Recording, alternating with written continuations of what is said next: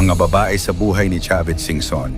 Sino-sino nga ba ang mga na-link, naging malapit, at minsan ay iniuugnay sa dating Ilocos Sur Governor? Mula sa mga beauty queen hanggang sa mga sikat na actress, iisa lang ang tanong ng netizens. Totoo ba o chismis lang?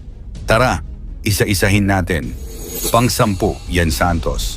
Matagal nang pinag-uusapan ang tungkol sa pagkakalink ni Chavit Singson kay Yen Santos. Kahit noong kasagsagan ng issue nila ni Paulo Contis, madalas pa ring mabanggit ang pangalan ni Chavit. Ayon sa ilan, ay namamagitan umano sa kanila. Pero sa vlog ni Yen, nilinaw niyang magkaibigan lang sila at family friend daw ang turingan nila. Ngunit nang tanungin si Chavit kung may relasyon sila, no comment lang ang sagot niya. Kaya lalong lumakas ang hinala ng netizens. Pang-siyam, Jillian Ward. Kamakailan lang muling kumalat ang intriga tungkol sa di umano'y sugar daddy ni Jillian Ward at si Chavit daw umano ito. Ayon sa mga netizens, imposible raw ang lifestyle ni Jillian kung sariling pera lang niya. Pero agad itong pinabulaanan ni Jillian, lahat ng meron ako, binili ko sa sarili kong pera. Sinabi rin ni Chavit na fake news lang ang mga isyong ito at gawa-gawa lang ng mga marites. Ayon sa actress, may mga nagpapaikot ng edited CCTV videos pero wala raw katotohanan yon. Pang-walo, Jane De Leon. Naging paksa rin si Jane De Leon lalo na nang biglang sumikat ang kanyang karera. May mga haka-hakang si Chavit daw ang nasa likod ng tagumpay niya. Ngunit gaya ng iba, nanatiling chismis lang ito at walang matibay na ebidensya. Pang-pito, PIA Wurtzbach at Catriona Gray. Parehong na-link kay Chavit ang mga Miss Universe Queens na sina Pia Wurtzbach, 2015, at Catriona Gray, 2018. Si Chavit kasi ang nag-finance at tumulong para madala ang Miss Universe pageant sa Pilipinas noong 2016, kaya madalas silang magkasama sa events. Nilinaw ni Chavit na work lang ang sa kanila. Pang-anim, Pops Fernandez. Matagal nang magkaibigan sina Pops Fernandez at Chavit. Aminado silang madalas magkita sa events, pero sabi ni Pops, walang romantic involvement. Sinang-ayunan din ito ni Martin Rivera, ang ex-husband ni Pops. Pang-lima, Diana Meneses, isang Brazilian model actress na itinuring si Chavit bilang ninong. Ayon kay Diana, tinulungan siya ni Chavit nang mabinyagan siya sa Pilipinas. Itinuturing pa nga niyang pangalawang pamilya ang mga Singson. Pang-apat, Vina Morales. Minsan ding na-link si Vina kay Chavit, pero ang totoo, si Chavit ang nagpakilala sa kanya sa dating boyfriend niyang French businessman. Sabi ni Vina, magkaibigan lang talaga sila at malaki ang utang na loob niya sa tulong ni Chavit. Pangatlo, Josephine Pintor. Taong 2012, ipinakilala ni Chavit ang half-American partner na si Josephine Pintor na 44 na taong mas bata sa kanya. Ayon kay Chavit, nagsimula raw ang kanilang relasyon noong 14 na taong gulang pa lamang si Josephine, bagay na ikinagulat ng publiko. Nagkaroon sila ng anak, ngunit kalaunan ay naghiwalay dahil umano sa bisyo ni Josephine. Pangalawa, Rachel Che Chongson. Si Rachel Che Chongson ang common law wife ni Chavit sa loob ng 17 taon at nagkaroon sila ng 5 anak. Natapos ang relasyon matapos ang mga isyong pisikal na pang-aabuso, ngunit kalaunan ay nagkasundo rin para sa kapakanan ng kanilang mga anak. At ang number 1, Evelyn Verzosa Singson. Ang nag-iisang legal wife ni Chavit, si Evelyn Singson, na pinakasalan niya noong 1962. Nagkaroon sila ng 7 anak, pero kalaunan ay naghiwalay rin. Pumanaw si Evelyn noong 2016. Marami pang hindi na isama dito, pero alin sa mga babaeng ito ang pinaka naging controversial para sa inyo? Tingin niyo ba may totoo sa ilan o puro chismis lang? Jillian Ward, isa sa mga babae ni Chavit Singson? Ito ang tanong na ilang linggo nang umiikot sa social media. May sports car daw, may sponsor daw, at may connection umano kay dating Ilocos Sur Governor Chavit Singson? Pero totoo nga ba?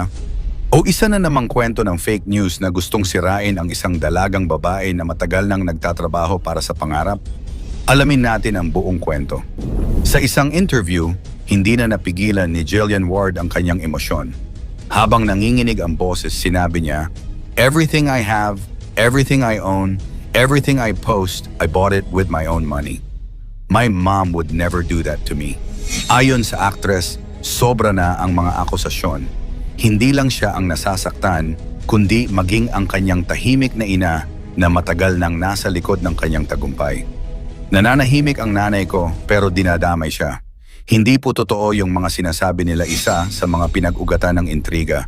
Ang kanyang Porsche Boxster, kumalat online na ito raw ay regalo ng isang matandang politiko. Pero ayon kay Jillian, hindi ito totoo. It was a second-hand car. Nabili ko po siya for 1.2 million. May resibo ako, may deed of sale. Binili ko po siya sa sarili kong pera. Ang Porsche daw ay bunga ng ilang taong pagod at sipag bilang artista. Mula through this liit hanggang abot kamay na pangarap, hindi na siya tumigil sa pagtatrabaho. Ngunit sa halip na papuri, paninira ang kanyang natanggap. Nakakainsulto kasi pinaghirapan ko yan. Dagdag pa niya. Hindi rin pinalampas ng mga marites ang kanyang magarbong debut celebration. May magarang gown, may stage, may live orchestra. Para sa iba, imposible raw iyon kung sariling pera lang ang ginamit. Ngunit nilinaw ni Jillian, halos lahat ng gamit at dekorasyon, regalo po. Nag-ambagan ang mga kaibigan at sponsors. Hindi po yung tipo ng sponsor na iniisip nila. Lahat legal, lahat totoo. Ang debut daw ay celebration ng kanyang hard work, hindi produkto ng kababalaghan o koneksyon. Mas lumala pa ang sitwasyon nang may mga nagpakalat online na raw ng CCTV footage, umano ni Jillian kasama ang matatandang lalaki sa hotel. Agad niya itong itinanggi. If they have CCTV footage, I dare them to show it. And I hope it's not AA matapang niyang hamon sa mga nagpapakalat ng kasinungalingan. Ayon sa GMA Network, seryoso na nilang pinag-aaralan ang legal action laban sa mga gumagawa ng cyber libel laban sa actress. Hindi ito simpleng chismis, ani Jillian. Paninira na talaga ito sa pangalan ko. At ngayon, ang pinakamainit ang umano'y connection ni Jillian Ward kay dating Ilocos Sur Governor Chavit Singson. Sa mga post online, pinapalabas na si Chavit daw ang taga-sustento ng actress. Ngunit parehong panig na ang nagsalita at pareho nilang itinanggi. Sabi ni Jillian, never ko po siya nakilala, never ko po siyang nakausap, never po kaming nagkita. Pati si Chavit mismo ay nagsabi sa media, hindi ko kilala si Jillian Ward. Walang katotohanan yan. Gayunman kahit malinaw ang paliwanag, tuloy pa rin ang mga chismis online. At dito na nga nagsimulang magsalita si Jillian ng mas matapang. Enough na! Hindi tama yung mga ginagawa nila. Hindi ako magpapatinag sa fake news. Habang umiinit pa ang issue, may lumabas pang mas malalang chismis na di umano ay may secret baby daw si Jillian. Ngunit ayon sa kanya, isa na itong paulit-ulit na pattern ng paninira. Every week na lang may fake news about me. Kaya gusto ko na po mag-file ng kaso. Cyber libel na po talaga ito. Pinili ni Jillian na lumaban sa tamang paraan sa korte, hindi sa Facebook comments. At sa panahon ngayon ng AI edits at fake screenshots, ang ganitong desisyon ay simbolo ng matalinong kabataan na marunong manindigan. Para kay Jillian, hindi ang chismis ang pinakamabigat, kundi ang pambabastos sa kanyang ina. Sobrang nasasaktan ako kasi hindi ganun yung mami ko. My mom would never do that to me. Sa bawat salitang iyon, maririnig mo hindi ang galit, kundi ang sakit ng isang anak na pinoprotektahan ang magulang. Ayon pa sa kanya, lahat ng ginagawa ko para sa kanya, para sa amin. Sa huli nanindigan si Jillian Ward. Hindi siya lumaban ng mura, hindi siya naglabas ng galit, kundi ng katotohanan. Kung totoo naman, hindi ko kailangang ipaliwanag. Pero gusto kong linisin ang pangalan ko. Ngayon, habang patuloy ang fake news sa social media, nagsisilbi siyang halimbawa ng katapangan at dignidad. Isang artista na hindi lang marunong umarte, kundi marunong ding ipaglaban ang sarili. Ikaw ano ang masasabi mo sa isyong ito? May katotohanan ng aba o wala? Ay komento mo naman ito sa ibaba. Paki-like ang ating video, i-share mo na rin sa iba. Salamat at God bless.